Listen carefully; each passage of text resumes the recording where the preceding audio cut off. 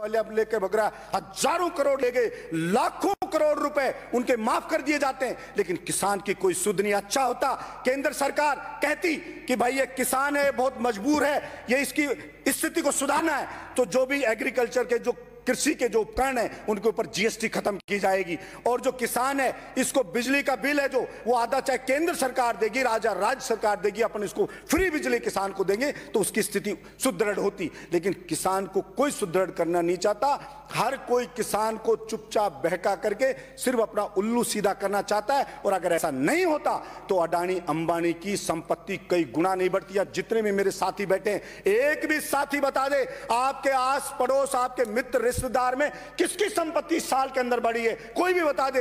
हर आदमी की संपत्ति गिरी है, हर आदमी बर्बाद हुआ है। फिर अडानी अंबानी में कौन सी चीज है कि उनकी संपत्ति कई गुना बढ़ती जा रही है? ऐसा कौन सा वो कहां से पैदा हो गए कि सब कुछ उनका बढ़ता जा रहा है? लेकिन मैं समझाऊं कि सरकारें नीतियां ऐसी बनाती है कि उनको माला माल कर दिया जाता है और गरीब आदमी, मेहनत का आदमी के खून को चूस लिया जाता है। नोटबंदी हुई थी सभापति महोदय, तो सपना दिखाया गया था गरीब जनता को, मेहनत कश जनता को, कि नोटबंदी होने के बाद में अमीर और गरीब के बीच की खाई पाट दी जाएगी, अमीर और गरीब बिल्कुल बराबर हो जाएंगे। लेकिन उस नोटबंदी को बंद हुए इतना समय हो गया और उसके बाद वो गरीब की तो बावड़ी नहीं, वो गरीब तो बेचारा और गरीब होता चला गया और कुछ बर्बाद होता चला गया, और अडानी और अंबानी की संपत्तियां कई गुना बढ़ती चली गई।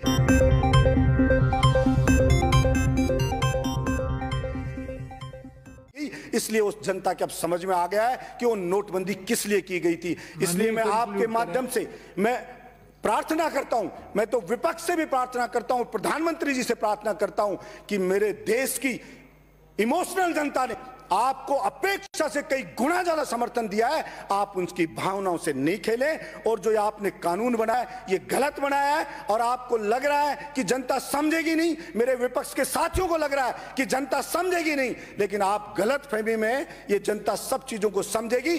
और इस आने वाले उस खतरे को आप देख लीजिए, नहीं देखा तो आगे जो होगा जनता के साथ, वो आने वाली पीढ़ियां हमारे को माफ नहीं करेंगी कि ये काला कानून बन रहा था लेकिन किसी ने विरोध नहीं किया। इसलिए हो सकता है मेरा बोलना, मेरा प्रयास, मैं चाहे आंदोलन करना पड़ा तो वो भी करूंगा, मेरा प्रयास हो सकता है सागर में बूंद के जैसा ही हो, लेकिन मैं फिर भी करूंगा। मैं उसी चिड़िया की तरह करना चाहता हूं। जंगल में एक बार आग लग गई तो एक चिड़िया चोंच में भर भर के पानी लाके आग के ऊपर डाल रही थी बुझाने के लिए। दूसरे जानवरों ने पूछा आग इतनी भयानक है और आप चिड़िया जरा सा पानी ला करके इस आग को कैसे बुझा दोगे? तो चिड़िया ने कहा कि मैं जानती हूं हो सकता है मेरे कहने से आग ना बुझे, लेकिन जब भी इतिहास लिखा जाएगा कि आग लगी तो किस किसने बुझाने का प्रयास किया, तो मेरा नाम आग बुझाने वालों में लिखा जाएगा। इसलिए मैं चाहता हूं जो भी सदस्य इसका विरोध करेगा, इतिहास में उसका नाम लिखा जाएगा कि वो किसान के पाले में खड़ा था, व्यापारियों के पाले में नहीं खड़ा था। और निश्चित रूप से मान के चलिए कि देश की जनता जगेगी और ये अडानी अंबानी है, इनके मंसूबों पर कई पूरे नहीं होने देगी, ये उनको नहीं कर रहे हैं। मैं राजस्थान सरकार से भी मांग करता हूं कि केंद्र सरकार नहीं खरीद रही है तो आप खरीदिए, लेकिन बाजरे की फसल को एमएसपी रेट पे खरीद शुरू करें।